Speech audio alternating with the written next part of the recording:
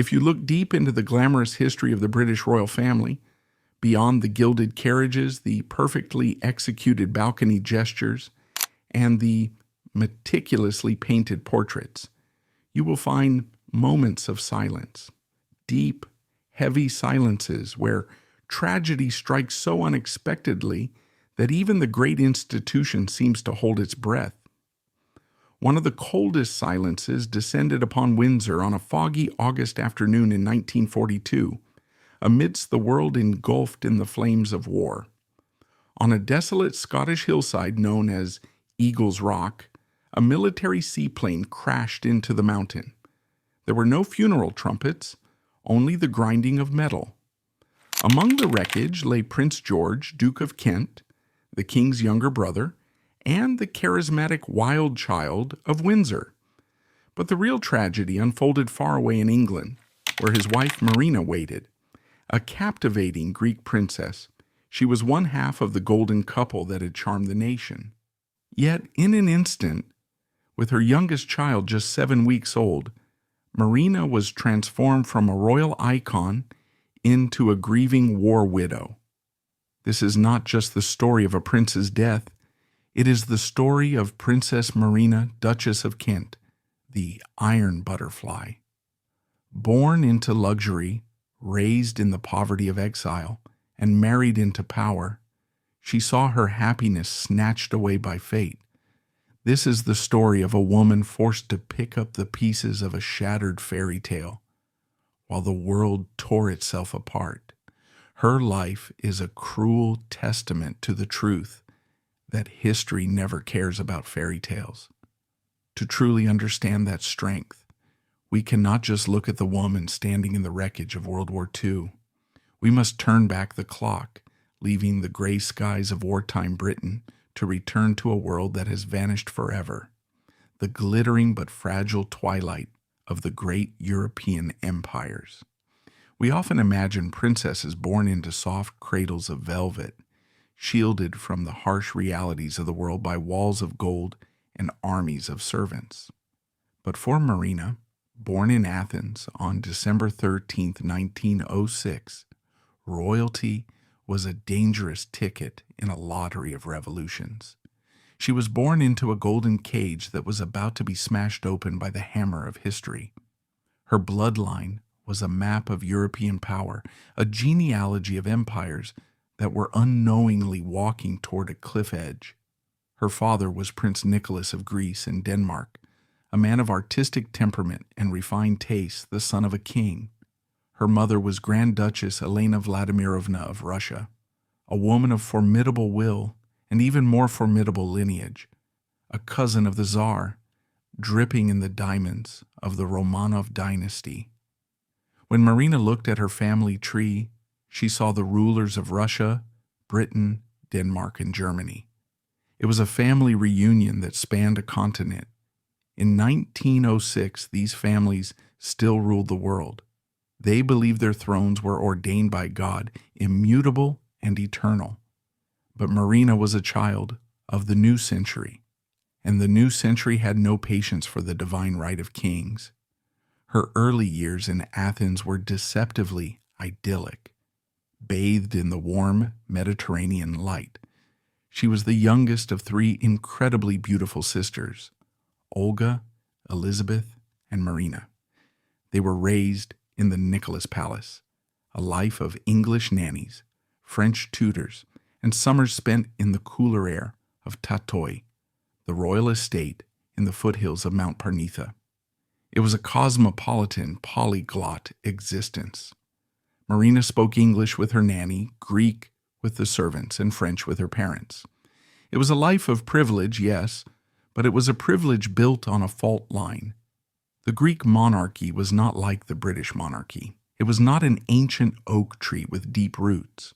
It was a sapling, constantly buffeted by the storms of Balkan politics. The Greek people were passionate, political, and quick to anger, and the royal family was often the lightning rod for their frustrations. The first crack in Marina's world appeared when she was just a small girl of 6. It was 1913. Her grandfather, King George I of Greece, A man who had walked the streets of Athens without bodyguards for 50 years was taking a stroll in the newly liberated city of Thessaloniki. He was shot in the back by an anarchist. The assassination sent a shockwave through the family. It was Marina's first taste of the violence that shadowed her position. The kindly grandfather was gone, replaced by the grim reality that a crown makes for a very clear target. Then came the Great War. World War I didn't just redraw maps, it destroyed the very ecosystem in which Marina's family existed. While the British royals in London renamed themselves Windsor to sound more English and less German, distancing themselves from their continental cousins, the Greek royals were thrust into a nightmare of political infighting. Greece was torn between joining the Allies or remaining neutral. Marina's uncle, King Constantine I, was seen as pro-German. His wife was the sister of the German Kaiser, after all.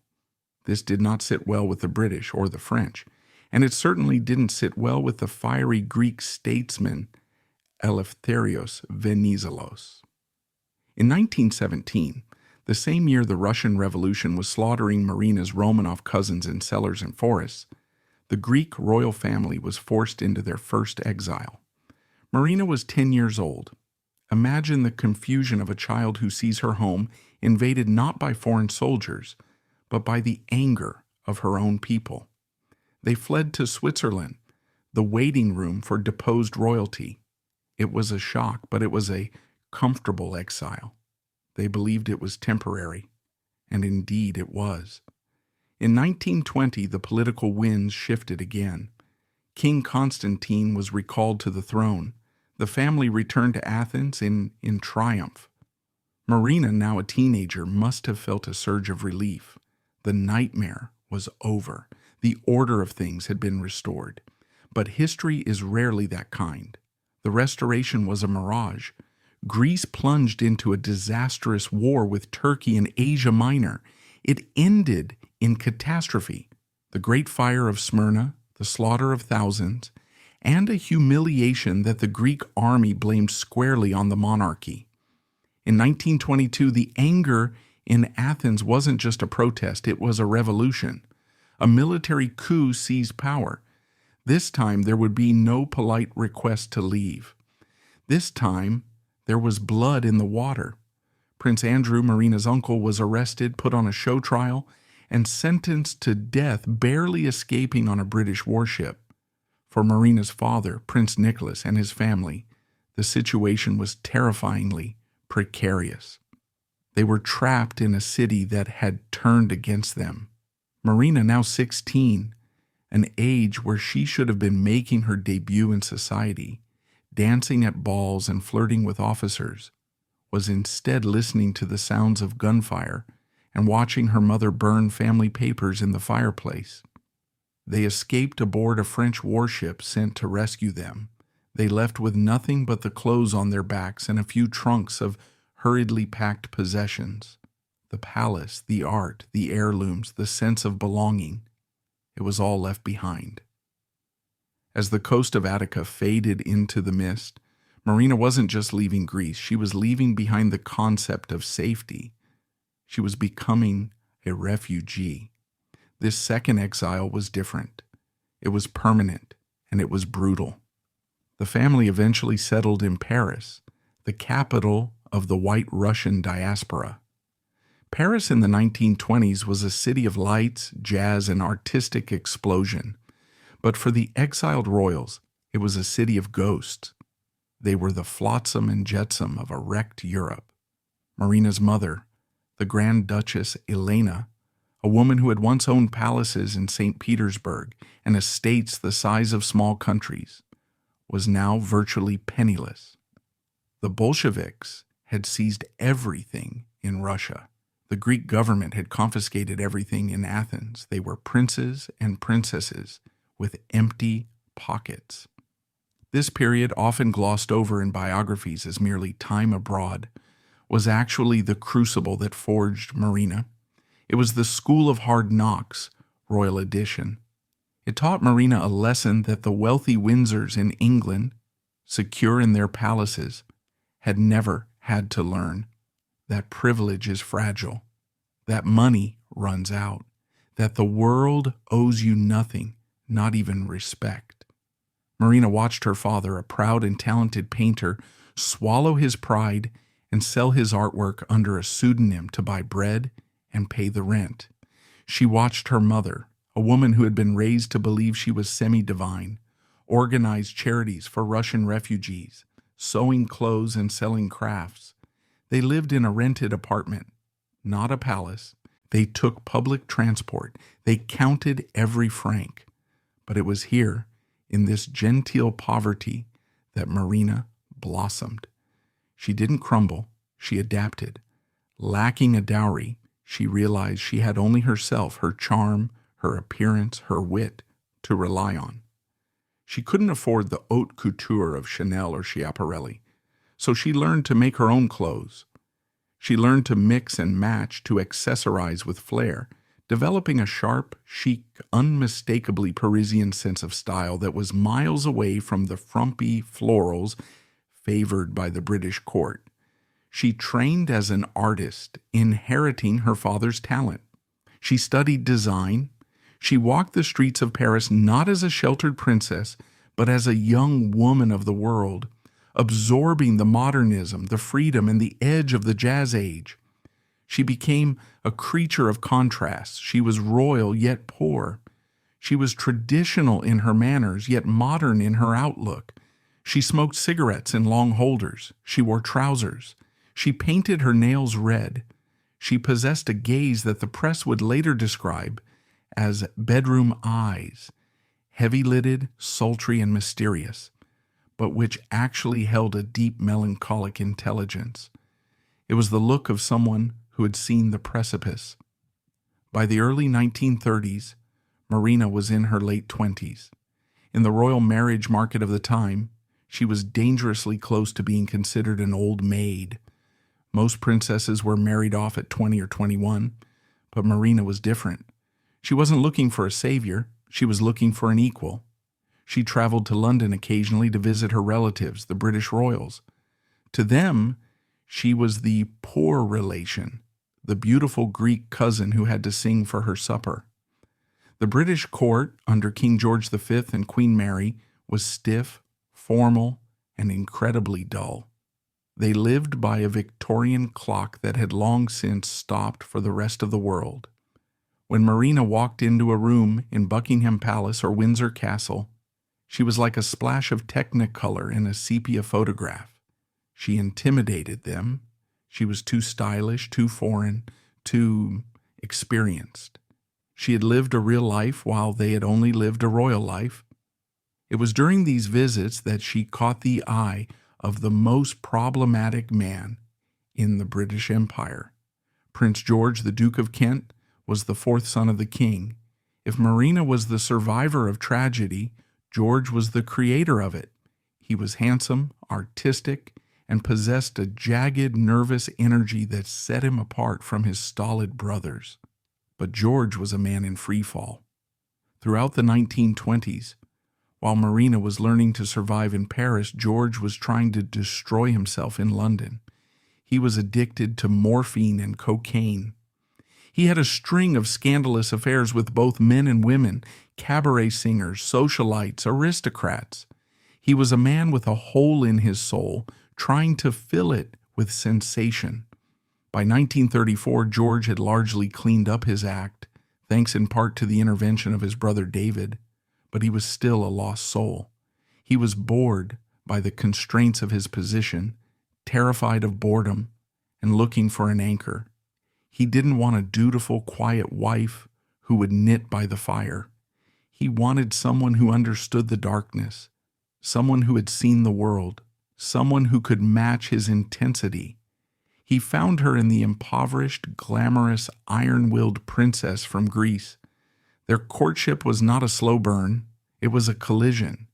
They met at the home of Marina's sister in London. George was captivated. Here was a woman who didn't fawn over him. She spoke back. She knew art, she knew music, she knew suffering. She wasn't shocked by his past because she had seen the collapse of entire civilizations. For Marina, George represented security, yes, a return to the royal fold, a home, stability, but he also represented a challenge. She saw the vulnerability behind the playboy facade. She saw a man who needed to be understood, not just obeyed. In August 1934, while vacationing in Slovenia, at the invitation of her brother-in-law Prince Paul of Yugoslavia, George proposed. It wasn't in a grand ballroom, but in the quiet intimacy of a summer garden. Marina said yes. When the news reached London, the reaction was electric. The British public, suffering through the grim years of the Great Depression, was desperate for a fairy tale. And boy, did they get one. This wasn't a marriage of diplomatic convenience between two strangers. This was a love match between the two most beautiful people in Europe. It was the union of the bad boy prince and the tragic princess. It had everything: glamour, romance, pathos, and style. But as Marina packed her trunks in Paris, preparing to leave her life of exile for the heart of the British Empire, she couldn't have known that the fairy tale she was stepping into was already being written with a tragic ending. She was leaving one danger zone only to enter another.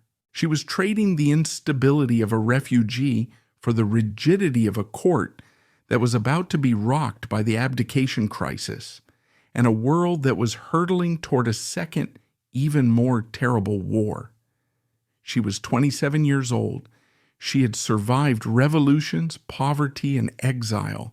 She was about to conquer London, but the shadow of Eagle's Rock was already waiting 8 years in the future, hidden in the mists of the Scottish Highlands. When Princess Marina of Greece stepped off the boat train at Victoria Station in London, in late 1934, she didn't just arrive, she detonated. To understand the sheer magnitude of Marina fever, you have to understand the Britain she was entering.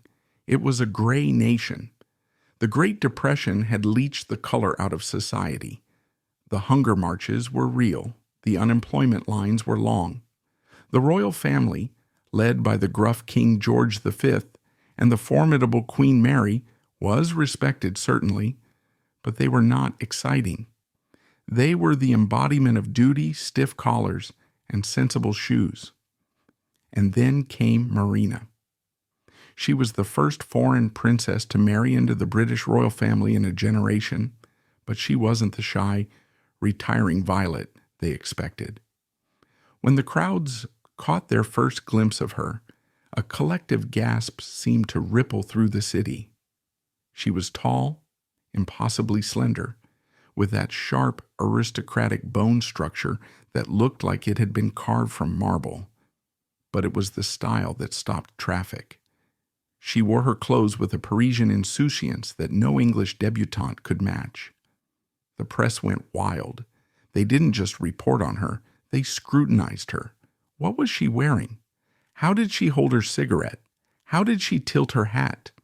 Almost overnight, the Marina hat, a small daring pillbox tilted jauntily over one eye, became the uniform of every fashionable woman in the empire. If you walked down Oxford Street in 1935, you would see thousands of women, from duchesses to shopgirls, trying to angle their hats just like the Greek princess. She was the Lady Diana of the 1930s, but with an edge of continental mystery that made her seem almost untouchable.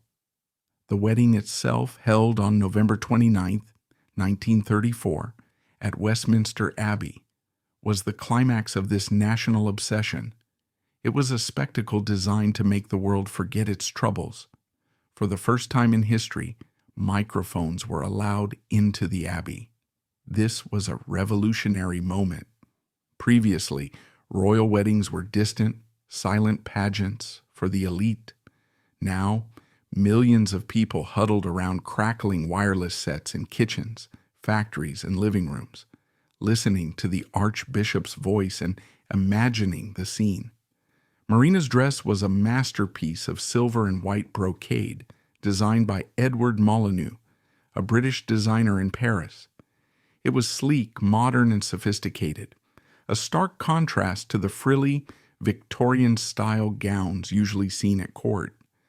As she walked down the aisle trailing a massive train, she looked every inch the future queen she would never be. But beneath the confetti and the cheers, the real work was just beginning. The fairy tale wedding was the easy part. The marriage itself was the challenge. Marina was not marrying a standard-issue prince. She was marrying Prince George, the Duke of Kent, a man whose demons were as famous as his charm. George was complex, artistic, and deeply insecure. He had spent his 20s in a haze of drugs and sexual experimentation, frantically trying to escape the boredom of royal duty. Although he was sober when they married, the cracks in his psyche were still there. The royal family held its breath. They hoped that marriage would fix him. They hoped Marina, with her iron will and old-world discipline, would be the anchor he so desperately needed, and miraculously she was. The early years of their marriage were a revelation. They moved into No. 3 Belgrave Square in London, and later acquired Coppins, a country estate in Buckinghamshire. Marina transformed these houses into salons of culture. Unlike the stuffy courts of her in-laws, the Kent's home was filled with playwrights, actors, musicians, and artists like Noel Coward. They were the cool royals. They were the couple you wanted at your party. Marina took her role as the Duke's keeper seriously, but she did it with love, not just duty. She understood George's need for stimulation. She matched his intellect. They spoke French together at home, creating a private world that the rest of the court couldn't penetrate. She gave him the one thing he had never really had, a partner who didn't judge him, but who expected the best from him. Under her influence, George blossomed. He took his duties seriously. He became a patron of the arts, finally finding a way to use his talents within the confines of his position. In October 1935, she gave birth to their first son, Prince Edward. On Christmas Day of 1936, a daughter, Princess Alexandra, followed. The image was perfect. The handsome reformed prince, the glamorous foreign wife, and the beautiful children.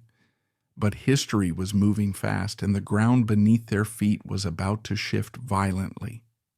The year 1936 is known in British history as the Year of Three Kings. It began with the death of the old patriarch, King George V, in January. Marina, heavily pregnant with Alexandra, watched as the family gathered to mourn. But the grief was quickly overshadowed by panic. The new king, Edward VIII, Marina's favorite brother-in-law, the man who had introduced her to George, was on a collision course with the government. His obsession with Wallis Simpson, an American divorcee, was tearing the monarchy apart. For Marina, the abdication crisis of December 1936 was a nightmare. Remember, she was a Greek princess. She had seen monarchies fall.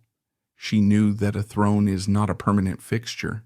It is a fragile chair that can be kicked over by public opinion. She watched with horror as Edward VIII threw away his crown for love. To a woman raised with the strict code of royal duty, a woman whose family had lost their throne despite doing their duty, this was incomprehensible. It was a betrayal of the blood. When Edward abdicated and left England, the crown passed to the shy, stammering Bertie, who became George VI. The monarchy was shaken to its core. The public felt betrayed. The institution looked weak. In this moment of crisis, the Duke and Duchess of Kent became crucial. With the new king struggling to find his voice and the former king in exile, George and Marina were the pillars of glamour and stability. They were the visible proof that the monarchy could still be dazzling. They stepped up their public engagements. Marina, always impeccable, smiled and waved, projecting an image of unshakable confidence even as the family was reeling behind closed doors.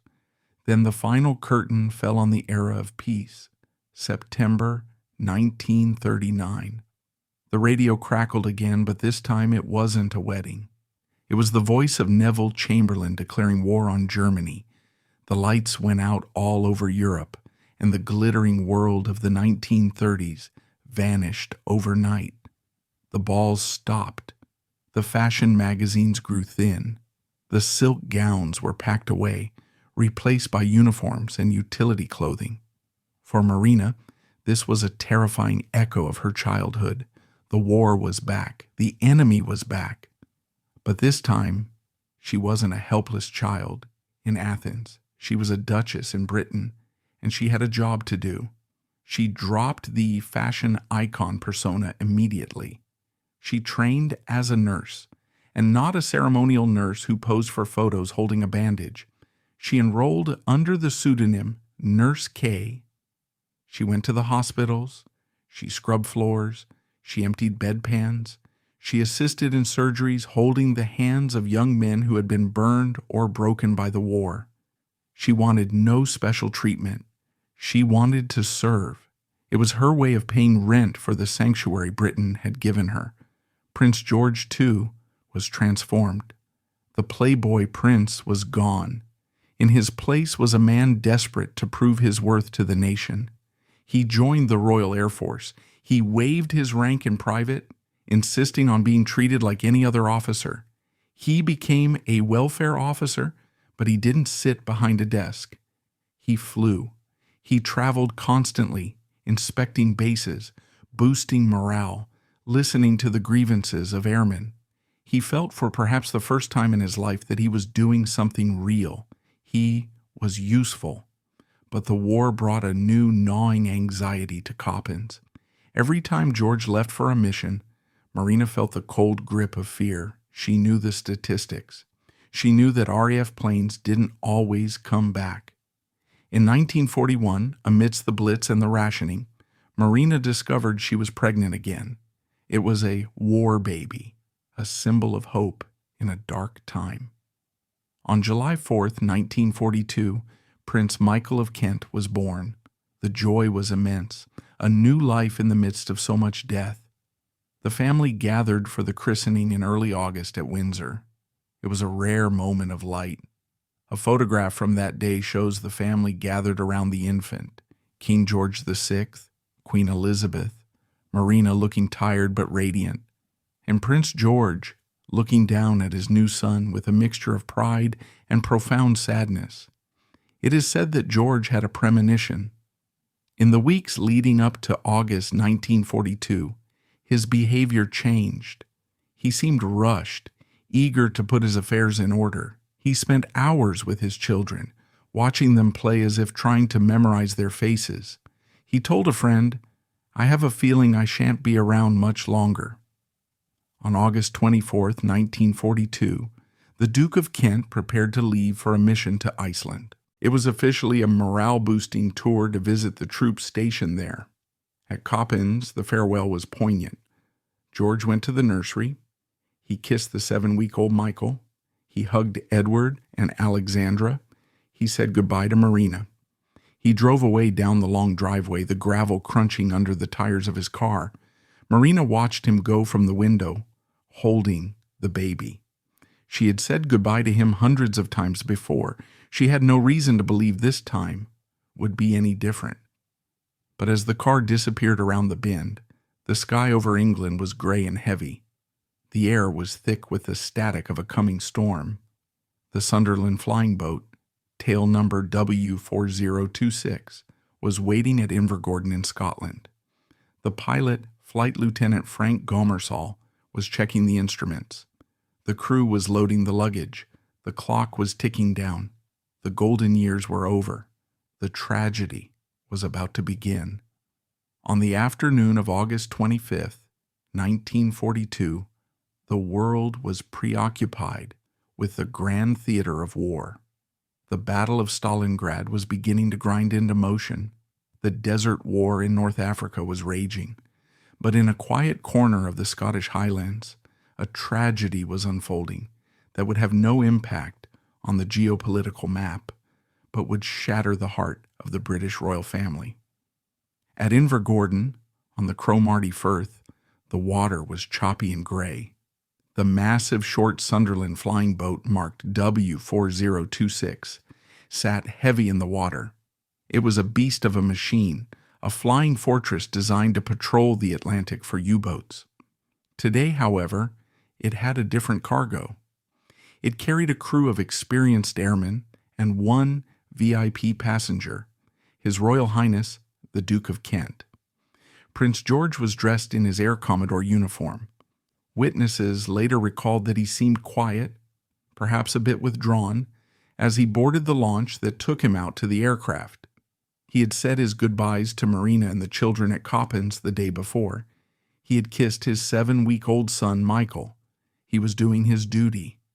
At 1:10 p.m., the 4 massive Pegasus engines roared to life. The Sunderland plowed through the waves, gathering speed before lifting heavily into the mist. It was bound for Iceland. The flight plan was simple: fly north along the coastline, keeping the land to the left and the open sea to the right, until reaching the safety of the open ocean.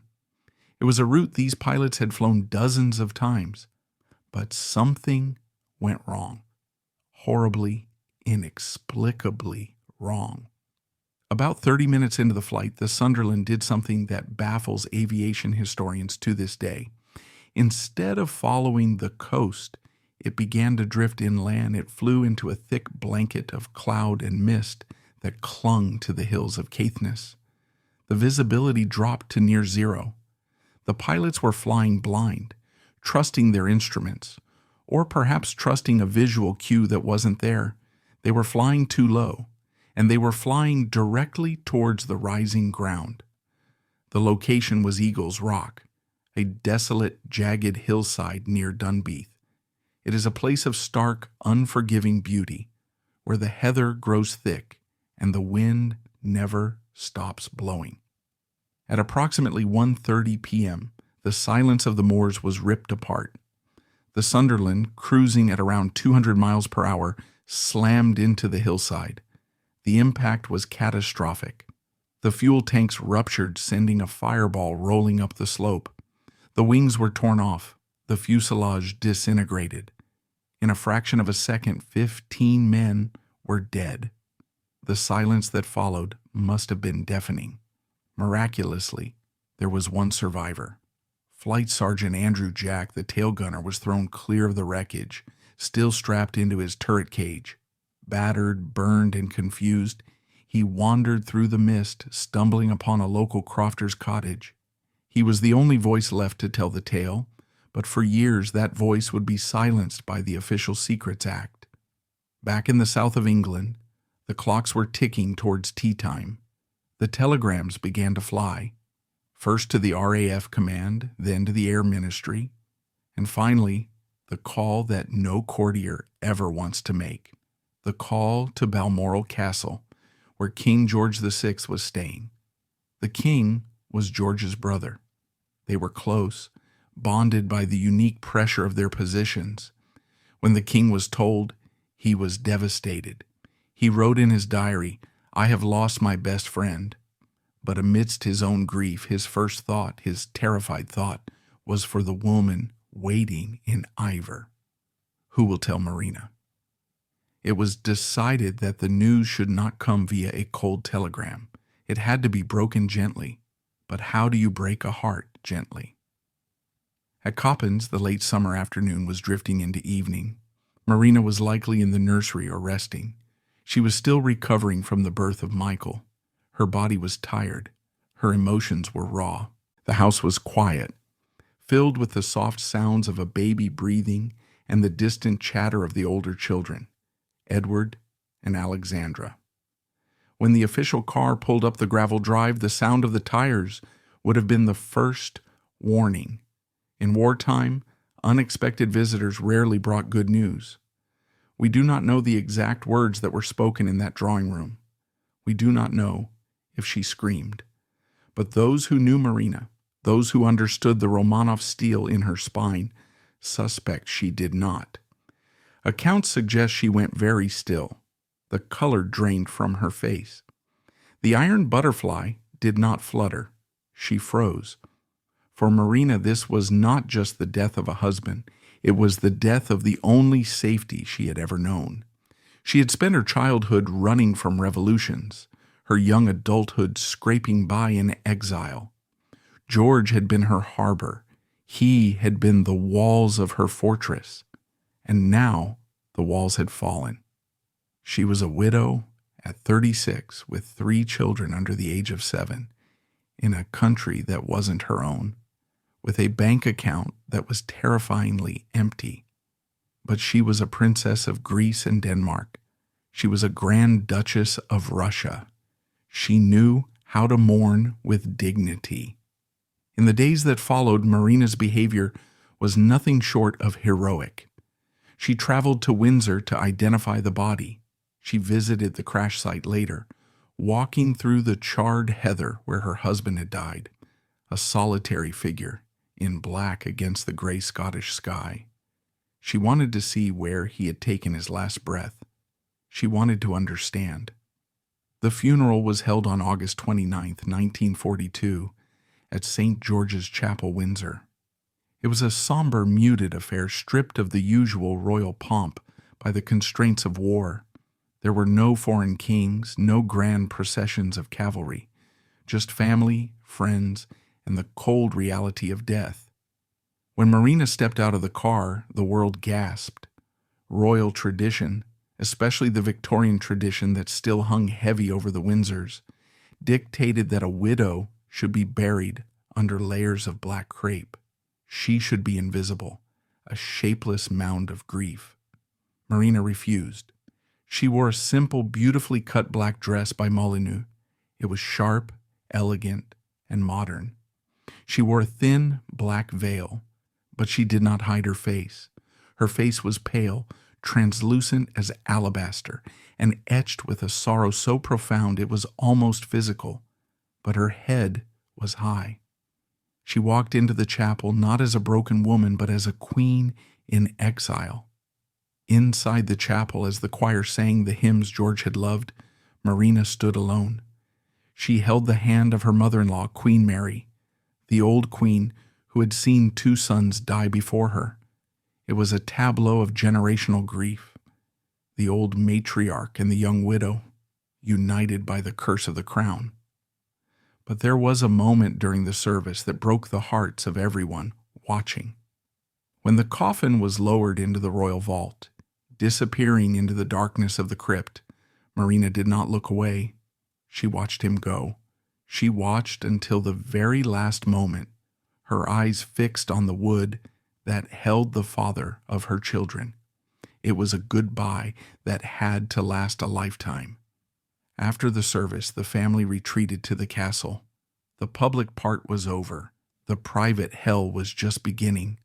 The newspapers the next day carried the photo of Marina leaving the chapel. It became one of the defining images of the war. The tragic duchess, the war widow. People looked at her and saw their own losses reflected in her dark eyes. If a princess could lose her husband, then no one was safe. She became a symbol of the national sacrifice. But symbols don't pay bills. Symbols don't raise children. As the flowers on the grave began to wilt and the letters of condolence stopped arriving, the silence returned to Coppins. But this was a different kind of silence. It wasn't the peaceful quiet of a nursery.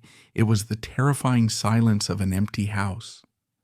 Marina sat at her desk, looking at the piles of paperwork that George had left behind. She looked at the ledgers, and she realized with a jolt of cold panic that the tragedy wasn't over. Prince George had lived well. He had lived extravagantly, but he had lived on an allowance that died with him. He had left her the house, the contents, and the children, but he had left very little money to maintain them. The king would help, of course. The family would not let them starve, but for a woman as proud as Marina, a woman who had already known the humiliation of poverty in Paris, the prospect of becoming a poor relation again was unbearable. She had survived the crash of the plane. Now she had to survive the crash of her life. She dried her eyes. She put away the handkerchiefs. She looked at herself in the mirror, the sharp cheekbones, the determined jaw. She was Marina. She had survived the Bolsheviks. She had survived the Greek coup. She would survive this. She walked into the nursery, picked up the infant Michael, and made a silent vow. She would not crumble. She would not remarry. She would not fade away into the countryside. She was the Duchess of Kent, and she would ensure that her children remembered who their father was, and more importantly, who their mother was. The mourning period was official, but the battle for survival had just been declared. The funeral was over. The flowers had withered on the grave in St. George's Chapel. The dignitaries had gone home. And now, Princess Marina faced a terrifying reality that few outside the palace walls ever understood. The bill for the fairy tale had come due. We often assume that royalty equates to limitless wealth. We imagine vaults of gold and bottomless bank accounts.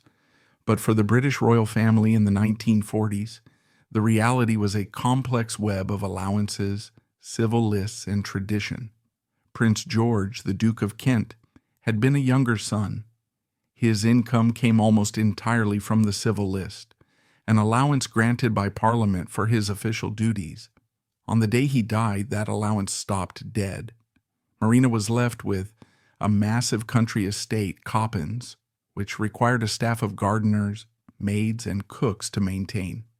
She had 3 children to educate: Prince Edward, now the new Duke of Kent at the age of 6, Princess Alexandra, and the infant Prince Michael.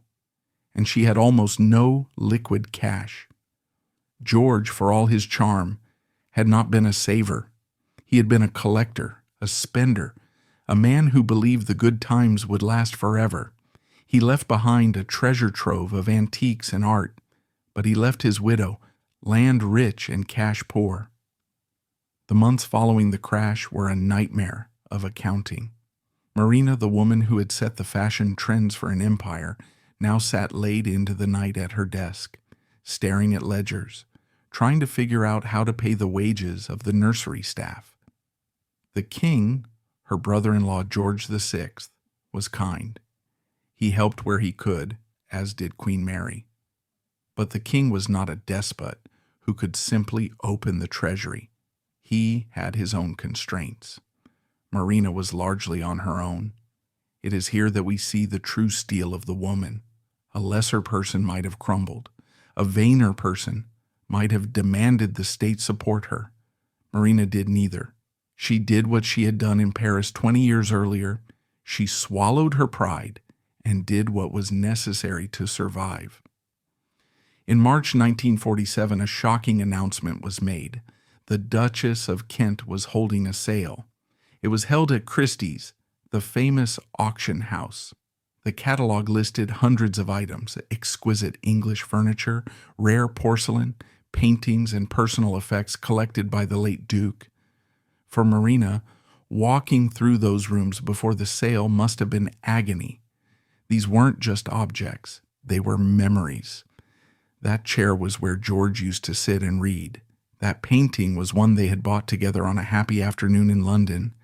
She was selling the scenery of her marriage to pay for the future of her children. The public was stunned. It was a stark, almost brutal glimpse behind the velvet curtain. It humanized her in a way no PR campaign ever could. It said, "She is not a goddess. She is a mother trying to keep the roof over her head." The sale raised a significant sum, enough to secure their immediate future, but the emotional cost was incalculable. It was the final shedding of the golden couple image. The glamour was being sold off, lot by lot. But financial struggle was not the only shadow hanging over Marina. There was a darker, colder shadow that refused to dissipate, the mystery of the crash itself. While Marina was fighting to save her home, the rumors about how her husband died were beginning to fester. The official court of inquiry had ruled the crash an accident caused by pilot error, But in the smoky clubs of London and the mess halls of the RAF, people were whispering. Why did an experienced pilot fly a seaplane into a hillside? Why were they off course? And then the most hurtful rumor of all began to circulate. The rumor of the extra passenger. Whispers emerged that there had been a woman on board the plane, a woman who wasn't listed on the flight manifest. Some said she was a spy. Others, more cruelly, whispered she was George's mistress.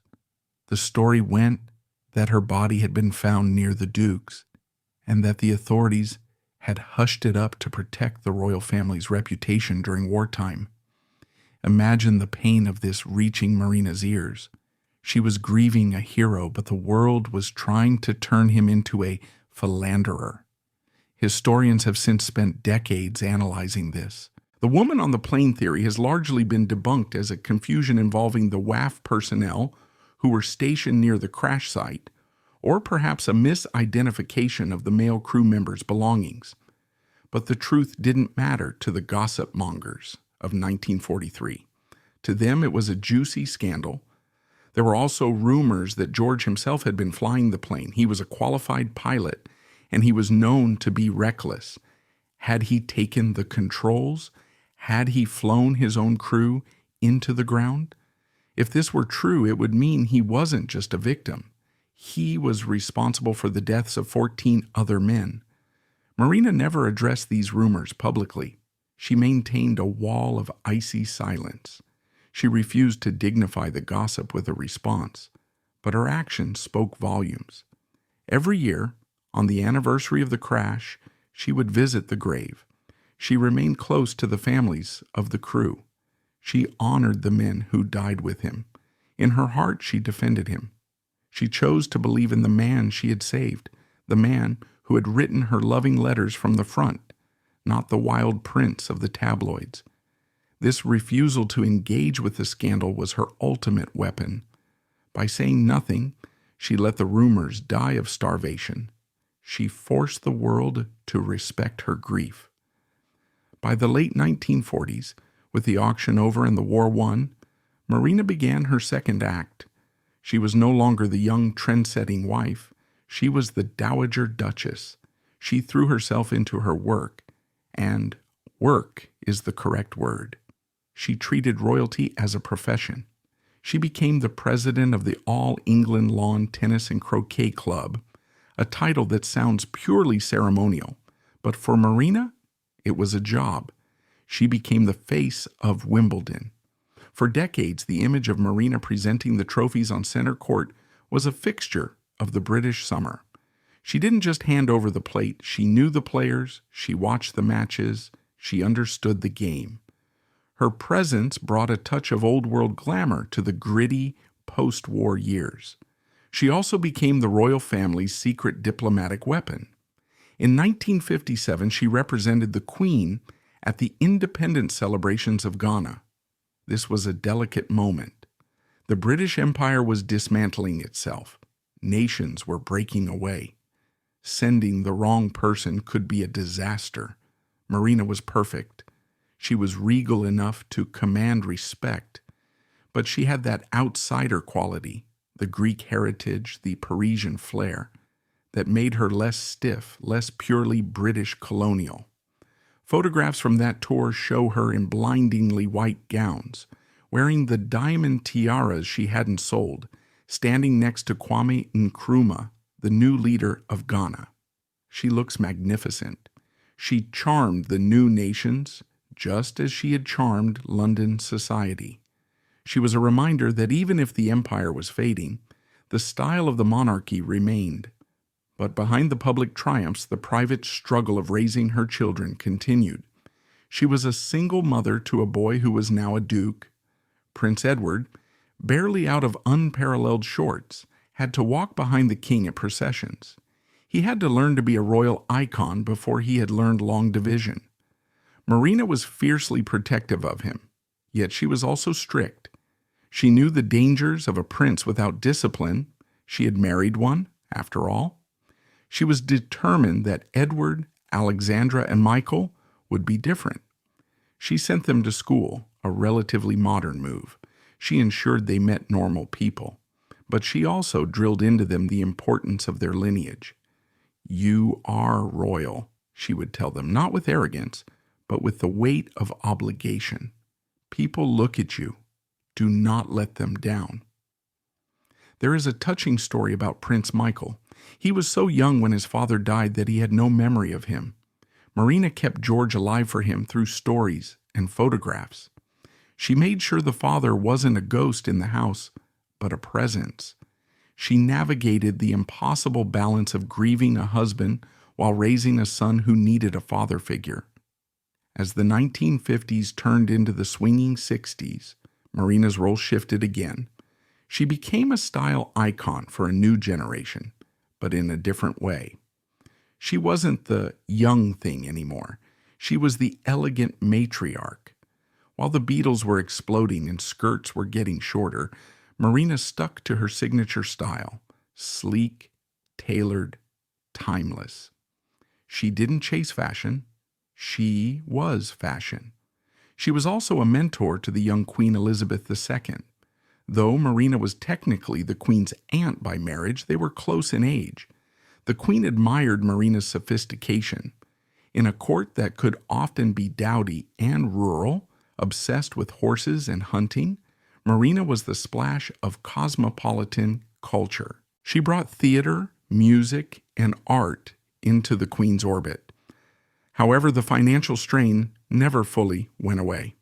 She lived comfortably, yes, but she never had the vast wealth of the main line of the family. She continued to work tirelessly because she had to. She was the working royal before the term existed, but the body that had survived revolutions and crashes could not survive time forever. In the late 1960s, friends noticed Marina was slowing down. The sharp, funny, chain-smoking Duchess was looking tired. She complained of headaches. She lost weight. The iron butterfly was beginning to fray. She kept her illness a secret, just as she had kept her financial struggles a secret. She didn't want pity. She fulfilled her engagements until she physically couldn't anymore. In July 1968, she was admitted to Kensington Palace with what was officially termed a nervous condition. The truth was far worse. It was a brain tumor. It was aggressive and inoperable. The end of her story was approaching with the same speed as that Sunderland flying boat. But this time, she had prepared her landing. She had raised her children. She had secured their futures. She had paid her debts to history. By the summer of 1968, the world was in turmoil. It was the year of protests, of assassinations, of cultural revolution. In Paris, students were ripping up cobblestones. In America, cities were burning. But inside the quiet, walled garden of Kensington Palace, a different kind of battle was coming to an end. Princess Marina, the Duchess of Kent, was dying. She was only 61 years old. In modern terms, she was still in her prime. She was still beautiful, her hair silver but perfectly coiffed, her eyes still holding that sharp, intelligent spark. But the iron butterfly was finally growing fragile. For months, she had been suffering from fierce headaches and a strange weakness in her legs. True to her nature, she had dismissed it. She was a woman who had walked through the debris of revolutions and the wreckage of war. She wasn't going to let a headache stop her. She continued her royal duties, appearing at Wimbledon, opening hospitals, attending galas. She applied her lipstick, put on her smile, and performed. But in July, her body finally rebelled. She was admitted to the hospital, and the diagnosis was devastating: an inoperable brain tumor. The speed of her decline was shocking. Within weeks, the woman who had once hiked the mountains of Greece and danced the Charleston in 1920s, Paris was confined to her bed. But even in death, Marina remained in control. She refused to linger in a sterile hospital room. She demanded to be taken home to Kensington Palace. She wanted to be surrounded by her own things, The few precious paintings she hadn't sold, the photographs of George, the memories of a life that had been both magnificent and cruel. Her final days were a quiet procession of family. Her children were now adults. Prince Edward was a serious, dutiful young man who had served in the army. Princess Alexandra was a beloved royal figure, happily married. Prince Michael was a handsome young officer, the image of the father he never knew. They gathered around her bedside, watching the light fade from the woman who had been their mother, their father, and their protector all in one. On August 27, 1968, almost exactly 26 years, to the day after her husband's death, Princess Marina passed away. The news hit the British public with a strange, dull thud. They had grown so used to her. She had been a fixture of their lives for 34 years. She was the glamorous constant in a changing world. To lose her felt like losing the last link to a grander, more elegant age. Her funeral took place at St. George's Chapel, Windsor, the same place where she had stood in her black Molyneux dress in 1942. But this time, the chapel was not empty. It was full. The Queen was there, her face etched with genuine sorrow. The King of Greece was there. The royalty of Europe gathered to say goodbye to one of their own. She was buried next to her husband at the royal burial ground at Frogmore. Finally, after 26 years of separation, the golden couple was reunited. The long wait was over. So, why does Princess Marina matter? Why, more than 50 years after her death, do we still talk about her? Is she just a tragic figure in a pretty dress? Or is there something more? Marina matters because she was the bridge between two worlds. She was born into the 19th century, a world of emperors and czars, of divine right and absolute power. She died in the atomic age, a world of television and democracy. She walked across that bridge without ever losing her balance. She showed that royalty could adapt without losing its mystique. She taught the British royal family a crucial lesson in resilience through style. Before Marina, the Windsors were seen as dutiful but dowdy. Marina injected a dose of continental glamour that changed the brand forever. She showed that a princess could be a superstar. She set the template for the royal celebrity that Princess Diana would later explode into, but Marina did it with a discipline and a reserve that Diana lacked. Marina understood that the glamour was a tool, not the goal. The goal was survival. But her most important legacy is living and breathing today. It is found in her children. Her daughter, Princess Alexandra, became one of the most hard-working and respected members of the family, mirroring her mother's quiet dedication.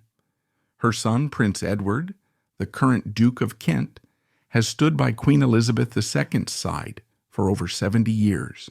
He is the one you see at the cenotaph every year, saluting the fallen. He is the one handing out the trophies at Wimbledon, continuing his mother's tradition. He embodies the Marina ethos. Show up, do your duty, don't complain. Marina's bloodline brought a necessary infusion of artistic intelligence and cosmopolitan flair into the British gene pool. Prince Michael of Kent, with his fluent Russian and his beard that makes him look like a czar, is a living reminder of the Romanov heritage his mother carried. But perhaps her greatest significance is emotional. Marina's story is the ultimate counter-narrative to the Disney princess myth. We are taught that princesses live happily ever after. Marina teaches us that princesses suffer. They lose their homes to revolutions. They lose their husbands to war. They lose their fortunes to fate. But they do not have to lose themselves. She's a symbol of the keep calm and carry on spirit, but with a Greek accent and a Parisian hat. She represents the dignity of the war generation, a generation that didn't go to therapy, didn't tweet their grievances, and didn't write tell-all books. They just rebuilt the world. In the end, the story of Princess Marina is not a fairy tale. Fairy tales end at the wedding. Marina's story is about what happens after the happily ever after goes up in flames. She stands as a testament to the strength of women who are left behind. While the history books focus on the generals who win the wars and the politicians who sign the treaties, it is often the widows who have to sweep up the glass and rebuild the house. Marina of Greece took the tragedy of her life, the exile, the poverty, the widowhood, and she polished it until it shone like a diamond. She covered her grief in silk and etiquette, painting a smile on her face for the cameras, while her heart remained on a misty hillside in Scotland. She was the beauty who knew pain intimately. She was the exile who became the ultimate insider. She was the iron butterfly, delicate to look at, but impossible to break. And in her silence, in her dignity, and in her refusal to be a victim, she remains one of the most compelling figures of the 20th century.